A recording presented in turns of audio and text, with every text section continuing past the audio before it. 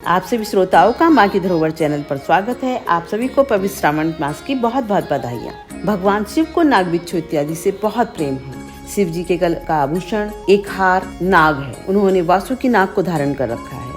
वासुकी नाग महर्षि कश्यप व उनकी पत्नी कंदरू के पुत्र थे। कंदरू ने 1000 सर्पों की मां होने का वरदान अपने पति ऋषि कश्यप से मांगा था। अनंत शेष नाग सबसे बड़े श्री नारायण जी के भक्त थे। वह छोटे वासुकी नाग भगवान शिव के परम भक्त थे, जिनका निवास कैलाश पर ही था। शिव जी के परम भक्त होने की वजह से ही शिव जी ने उन्हें अपने परम गणों में शामिल किया हुआ था। समुद्र मंथन के समय जब वासुकी नाग की रस्सी बना देवताओं व दानवों ने समुद्र मंथन किया, तब वासुकी नाग का शरीर बहुत क्षीण हो गया। वह दर्द से लहूलुहान हो गया। तब शिव जी से उनकी पीड़ा नहीं देखी गई। तब उन्होंने वासुकी नाग को अपने गले में धारण कर लिया, जिससे उनकी पीड़ा कुछ कम हो सके। शिव जी की कृपा नागों को प्राप्त है। वो नागों के राजा हैं। नागलोक से ही शिवलिंग की पूजा प्रारंभ हुई थी। शिव जी के साथ हम शिव परिवार व नाग राजा की पूजा भी करते हैं, बल्कि सावन में एक दिन नाग पंचमी उनकी पूजा के लिए ही समर्पित है। उससे शिव जी बहुत प्रसन्न होते हैं। आज की संक्षिप्त कहानियों में मैं आपको कार्तिकेय जन्म एवं तारक वध की कथा का वाचन करने जा रही हूँ। आप श्रद्धा व प्रेम भक्ति से सुनिएगा। भगवान शिव और पार्वती के नित्य लीलाओं से कैलाश और भी रमणीय हो गया। एक दिन माता पार्वती एक सरोवर के तट पर गई। सरोवर का जल अत्यंत निर्मल और स्वच्छ था। उसी समय उन्होंने देखा कि कमल पत्र में जल लेकर 6 कृतिकाएं अपने घर जाने ही वाली हैं।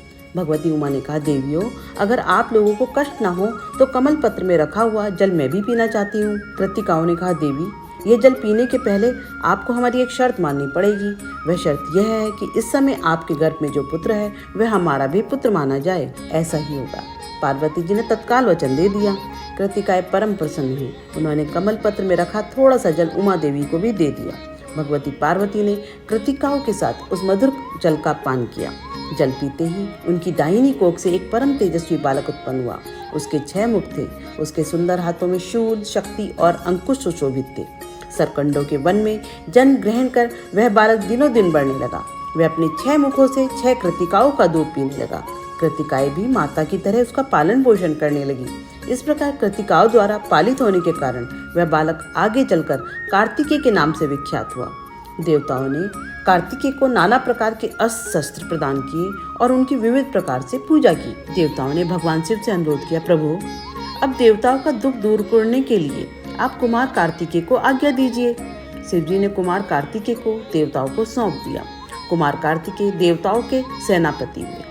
इंद्र ने तारकासुर के पास अपना दूत भेजा। दूत ने तारकासुर से कहा, असुरराज, देवराज इंद्र तुमसे युद्ध करने आ रहे हैं। तुम अपने प्राणों की रक्षा के लिए जो भी प्रयत्न करना चाहो वो कर लो। कुछ ही समय में कार्तिकेय ने देवसेना के साथ तारक के नगर पहुंचकर उसे चारों ओर से घेर लिया। दैत्यराज तारकासुर भी अपनी सेना के साथ युद्ध भूमि में आ डटा। भयानक युद्ध छिड़ गया। कार्तिकेय का आश्रय पाकर देवता प्रबल हो गए थे। वह असुरों का संहार करने लगे। तारकासुर ने अपने सामने अनुपम बालक को देखकर कहा, बालक, तू युद्ध क्यों करना चाहता है? तू तो अभी नीरा बच्चा है। जा कहीं गेंद खेल। मेरे आगे आकर तू क्यों मरना चाहता है? कुमार कार्तिकेय ने प्रत्युत्तर दिया, तू मुझे बालक समझकर मेरी उपेक्षा मत कर।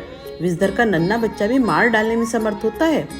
छोटे मंत्र में भी अद्भुत शक्ति होती है। हे दुष्ट, तू बहुत अत्याचार कर चुका। अब निश्चय ही तू मेरे हाथों से मारा जाएगा। कार्तिकेय का कथन अभी पूरा भी नहीं हुआ था कि तारकासुर ने उनके ऊपर अपने वज्रतुल्य मुग्धर का प्रहार किया। कार्तिकेय ने अपने चक्र से उसे बीच में ही नष्ट कर दिया। पार्वती नंदन के सामने असुरों के सारे अस्त्र शस्त्र निष्फल हो गए। असुरों की सेना तितर बितर हो गई। पृथ्वी पर रक्त की सरिता बहने लगी। अमित तेजस्वी कुमार कार्तिकेय ने तारकासुर पर अपनी अमोघ शक्ति का प्रहार किया। वह शक्ति तारक की छाती में प्रवेश कर गई। उसकी छाती फट गई। दैत्य तारक का निर्जीव शरीर पृथ्वी पर गिर पड़ा। तारकासुर के वध से पृथ्वी का पाप मिट गया। देवगण शिव पुत्र की स्तुति करने लगे। उनकी प्रसन्नता का पारावार न था। चारों तरफ कुमार कार्तिकेय की जय जयकार होने लगी। आज की कथा को यहीं विराम देती हूँ। आप सभी पर भी भोले बाबा की कृपा सदैव बनी रहे। वीडियो अच्छी लगे तो आप भी वीडियो के नीचे जाकर नमः शिवाय लिख सकते हैं। हर हर महादेव।